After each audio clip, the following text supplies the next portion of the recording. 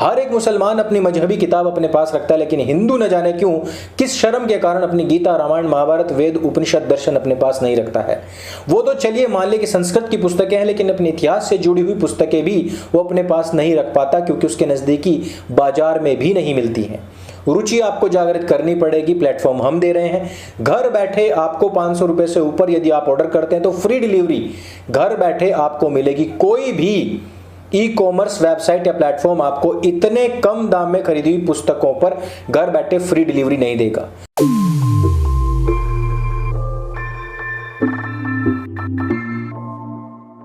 आज सबके लिए बहुत महत्वपूर्ण दिन है। सभी सनातनियों, सभी हिंदू भाइयों को बहुत बहुत शुभकामनाएं हैं। सभी को हर हर महादेव, सत्य की विजय हुई। और आप भी जानते हैं कि वहाँ पर जहाँ पर फैक्ट होता है वहाँ पर कोई एक्ट काम नहीं करता है। और वही चीज़ हुई है कि सत्य ने अपने आप को स्वयं उजागर किया है, स्वयं उद्घाटित किया है और स्वयं से अपने आप को सिद्ध किया है। प्रत्यक्ष को प्रमाण की आवश्यकता नहीं होती है, लेकिन फिर भी अंजुमन इंतजामिया कमेटी ने जो अपनी तरफ से एक याचिका दायर की थी और उन्होंने कहा था कि ज्ञानवापी मस्जिद के ऊपर क्योंकि वर्शिप एक्ट 91 लागू होता है, इसलिए इसके ऊपर कोई वाद विवाद नहीं होना चाहिए। उसको सेशन कोर्ट ने पूरी तरीके से खारिज कर दिया और उन्होंने कहा है कि हिंदुओं को इसमें अपना पक्ष रखने की पूरी छूट है और ये केस एक्सेप्ट किया जाता है और अब इस पर आगे की कार्रवाई होगी। 22 सितंबर को इस पर अगली बेंच बैठेगी और इसके ऊपर फैसला करेगी। जो इसकी याचिका करते हैं सोनलाल आर्य जी, उन्होंने एक बहुत बड़ी बात कही है। उन्होंने कहा है कि यह एक तरीके से शिलान्यास की तरह है मंदिर के। ये प्रथम नींव की ईंट रखने के समान है, क्योंकि अभी तक सबको यही लग रहा था। सब ने देखिए क्या कहते हैं कि impossible is often the untried. जिसको हमने ट्राई ही नहीं किया वही इम्पॉसिबल होता है। जब हम किसी चीज़ के लिए ट्राई करते हैं तो वो चीज़ क्या होगी क्या नहीं होगी वो बाद की बात है।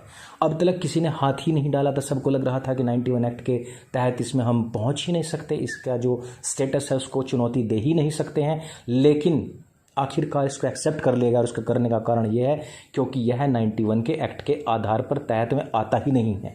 जो यूपी का खुद का अपना एक्ट है 84, उसके तहत भी इसमें आप याचिका दायर कर ही नहीं सकते हैं। तो इतनी बड़ी बात हुई है, सनातनियों के लिए बहुत बड़ी बात है। और देखिए कितनी खास बात है कि सोमवार का दिन है सभी हिंदुओं भाइयों के लिए, हमारी बहनों के लिए, माताओं के लिए, पूज्य माताएं जो कि सोमवार का व्रत रखती हैं, उनके लिए सबसे बड़ी चीज़ है ये कि आज का ही दिन भगवान ने स्वयं ऐसा लग रहा है कि चुना है। तो अब सबसे पहले हम इस पर बात करते हैं कि इसमें कारण क्या रहे हैं। कारण देखिए, जब सुब्रमण्य स्वामी जी का इंटरव्यू हुआ तो उन्होंने इस पर स्पष्ट कहा कि देखिए सबसे पहली बात तो यह है कि 91 एक्ट जो है वो हम सब लोगों के, हिंदुओं के ऊपर एक थोपा गया एक्ट है और इसके द्वारा केवल और केवल हमको सप्रेस किया जा रहा है और हमने इसको चुनौती दी है। अश्विनी उपाध्याय जी हों, चाहे विष्णु शंकर जैन जी हों, उनकी पूरी टीम हो, बधाई के पात्र हैं कि जिन्होंने कि 91 एक्ट को ही चुनौती दे डाली है। और उन्होंने कहा है कि इस हिंदू बहुसंख्यक देश के अंदर अब से तकरीबन 20-30 साल पहले एक घटना, एक कलंक को मिटाने के बाद में यदि हिंदुओं को दबाने के लिए कोई भी, आप देखिए कि जनता को दबाने के लिए कोई भी ऐसा निरंकुश एक्ट यदि बनाया जाता है तो उसका स्टेटस क्यों लागू रहे। उसको चुनौती देने के बाद में सुब्रमण्यम स्वामी जी ने कहा कि 91 एक्ट इस पर लागू इसलिए नहीं होता है क्योंकि यह उस एक्ट के तहत आता ही नहीं है। यदि हम इसमें दिए गए जो साक्ष्य हैं, जो अभी तक के एविडेंस और प्रूफ सामने आए हैं, जो वीडियोग्राफी में सामने आई हैं बातें, उनसे भी पता लगता है, स्पष्ट पता लगता है कि यहाँ पर मंदिर था। इसकी दीवारों की कलाकृतियों की, इसकी वास्तुशिल्प कला जो है वो भारतीय परंपरा, जो भारतीय वास्तुशिल्प कला है उसके आधार पर ही निर्मित हुई है। इस पर जगह जगह पर त्रिशूल बने हुए हैं, कमल बने हुए हैं, हाथी बने हुए हैं। और अंदर जहाँ पर इसके तहखाने में, देखिए मस्जिदों में तहखाने नहीं होते हैं, जो कि मंदिरों के अंदर होते हैं, जो हमारे मठ हुए उनके अंदर होते हैं। तो यहाँ पर उसके तहखाने में भी इस प्रकार की बहुत सारी कलाकृतियाँ थी, बहुत सारे ऐसे चिन्ह प्रतीक थे जिससे कि यह बात साबित होती थी कि यहाँ पर मंदिर है। सबसे बड़ी चीज़ कि यहाँ पर जो शिवलिंग है, शिवलिंग को जिसको कि फंवारा बताया गया था और जिसके बाद में काफ़ी विवाद हुआ था, उसका स्टेटस भी देखिए, उसको खंडित करने का कार्य इन मलेच्छों ने किया है, जिसका घोर अपराध का कोई भी पश्चाताप नहीं है और इसकी सज़ाएं कम है कि कई जन्मों की सज़ा भी यदि दी जाए कि हजारों वर्षों से स्थापित यदि हिंदू आस्था का कोई मंदिर है और उसमें भी आस्था का केंद्र और सर्व पूज्य शिवलिंग है, उसको खंडित यदि कर दिया गया तो यह पूरे विश्व के इस्लाम जगत के ऊपर कलंक है, जो खुद को कहते हैं कि अमन प्रेमी हैं, हम तो देखिए प्रेम करते हैं, अमन करते हैं, शांति करते हैं, यही फैलाते हैं, उन लोगों के मुंह पर यह कलंक है और पूरे विश्व के मुसलमानों को बल्कि इस पर माफ़ी मांगनी चाहिए थी, लेकिन नहीं मांगेंगे। यह हम और आप जानते हैं क्योंकि म्लेच्छ प्रजाति के लोग हैं।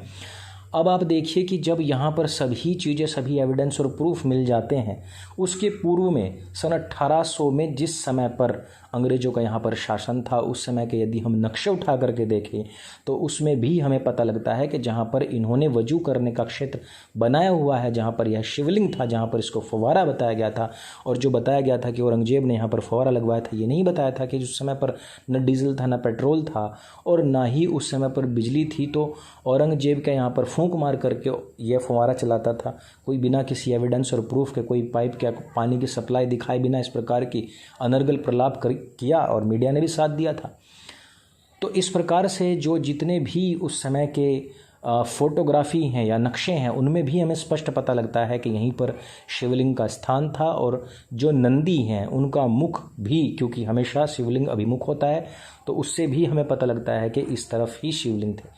नंदी आज भी प्रतीक्षारत हैं, लेकिन आज कहीं ना कहीं एक मांग, एक चित्कार जो होती है या न्याय की जो गुहार होती है, वो कहीं ना कहीं एक्सेप्ट हुई है।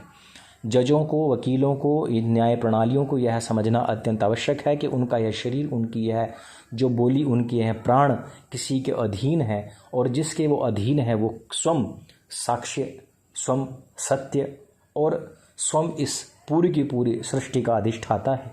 उसको स्वयं को प्रमाणित करना पड़ेगी, इससे बड़ी और विडंबना की बात नहीं हो सकती है। लेकिन फिर भी यदि सत्य को उद्घाटित करने के लिए इतनी बड़ी न्यायिक प्रणाली और न्याय का जो एक तरीके से परंपरा बनी हुई है, जो कि बहुत स्लो है, यदि उसमें फिर भी कटघरे में खड़ा करके हमारे पूज्य इष्ट आदर्शों, भगवानों को खड़ा किया जा रहा है, फिर भी इन वकीलों, जजों को यह बात समझनी पड़ेगी कि हमें सत्य का साथ देना है। आज सेशन कोर्ट ने जो फैसला दिया है वो सत्य का साथ देते हुए आगे बढ़ने का प्रयासरत है, एक प्रयास मात्र है। लेकिन जिस प्रकार से म्लेच्छ प्रजाति के लोगों ने, इन गंदे लोगों ने जिस प्रकार से यह गंदा कार्य किया है कि पहले कि झूठ बोला कि यहाँ पर पहले से ही मस्जिद थी, फिर दूसरा कि जो मंदिर वहाँ पर बना हुआ था उसको खंडित करने का कुत्सित प्रयास किया, तीसरा कि शिवलिंग को भी खंडित करने का प्रयास किया, और सबसे बड़ी चीज़ कि आप मानते रहते कि वहाँ पर मस्जिद है, लेकिन कम से कम जो वहाँ पर प्रतीक चिन्ह है उनको खंडित करने का कार्य न करते, मिटाने का कार्य न करते, और आपने उसके ऊपर पैर रख कर के धोए, उसमें आपने थूका है और जो गंध मचाया है, यह अक्षम्य अपराध अब कभी भी इसका पश्चाताप या इसकी सज़ा तय नहीं हो सकती है। अब जो हिंदुओं में तो यहाँ पर देखिए बहुत खुशी का माहौल है कि यहाँ पर रास्ता हमें मिल गया है, नेतागण भी अपनी तरफ से बयान दे रहे हैं, लेकिन मुसलमान क्या कह रहे हैं? वो कह रहे हैं कि सब कुछ बिक गया है। जो मुस्लिम पक्षकार वकील है महराजुद्दीन सिद्दीकी, वो कह रहे हैं कि सब बिक गए हैं और हम हाई कोर्ट जाएंगे, तो जब सब ही बिक गए हैं तो हाई कोर्ट भी बिक गई होगी, तो वहाँ पर आपके जाने का लाभ क्या होगा? अब तो आपको यही मान लेना चाहिए कि कार सेवा अब शुरू होने वाली है, और यहाँ पर भी अब पिताओं को अपने सुयोग्य पुत्रों को पूछ लेना चाहिए कि बताओ बेटा तुम्हारा हथौड़ा कितने का आएगा। अब वक्त आ चुका है कि हिंदुओं को अपने खोए हुए वैभव, खोए हुए जो उनका अतीत है उसको रिक्लेम करने का जो वक्त है वो आ चुका है। उस पर उनको अपना दावा ठोकना चाहिए।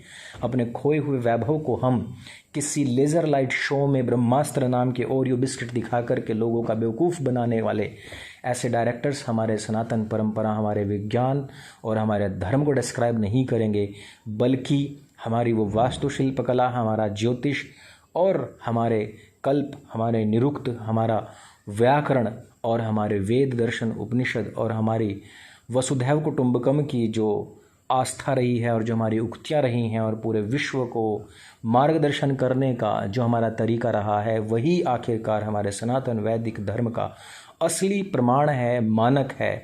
ये फिल्में नहीं हैं। इसलिए मैं बार बार कहता हूँ कि अपने आदर्शों का चयन भी बहुत सोच समझ करके करना चाहिए।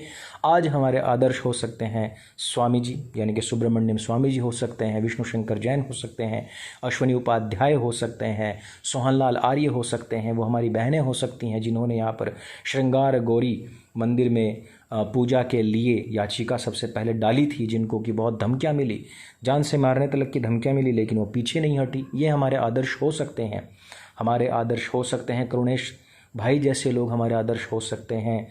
प्रशांत उमराव जैसे लोग जो वकील हुए हैं और जिनको कि बहुत बदनाम इनका ऑक्यूपेशन है, लेकिन फिर भी धर्म के लिए अटल खड़े हुए हैं, ऐसे हमारे सभी भाइयों को, इन बहनों को और पिता तुल्य जितने हमारे वरिष्ठगण हैं, उन सब का बहुत बहुत साधुवाद है।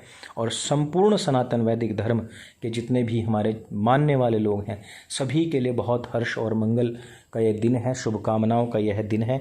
इसको हर्षोल्लास के साथ मनाएं और आगे की पूरी तैयारी रखें, हथौड़े आदि खरीद करके रखें, क्योंकि घरों में ईंट फोड़ने के काम यह बहुत ज़्यादा आते हैं। और हमारे पूर्वजों ने कलंक जो मिटाया है, जो इसको हम भगवा दिवस के रूप में मनाते हैं, उसको हमें बार बार याद करते रहना चाहिए। क्योंकि जिस प्रकार से युद्ध के बल पर, बाहुबल के ऊपर उन्होंने यह सत्ता छीनी और वहाँ पर जहाँ पर मंदिर बने थे वहाँ पर मलेच्छों के ये घटिया क्षेत्र बनाए, उसी प्रकार से यदि लेना पड़ा तो हम उसके लिए भी तैयार हैं। बाकी पहला जो तरीका है, जो कि स्लो प्रोसीजर, यानी कि 20-20, 25-25 साल वाला कोर्ट वाला जो तरीका है, पहले उसी से ही ट्राई करके देखेंगे। तो मित्रों, आज अगर आपको जरा सी भी खुशी है तो इस वीडियो को सबके साथ में शेयर करें। सत्य सनातन आपका अपना प्लेटफॉर्म है, इसको भी सब्सक्राइब करें और अपने मित्रों से भी कराएं। मेरे संग बोली सत्य सनातन वैदिक धर्म की जय। हर हर महादेव, हर हर महादेव, हर हर महादेव।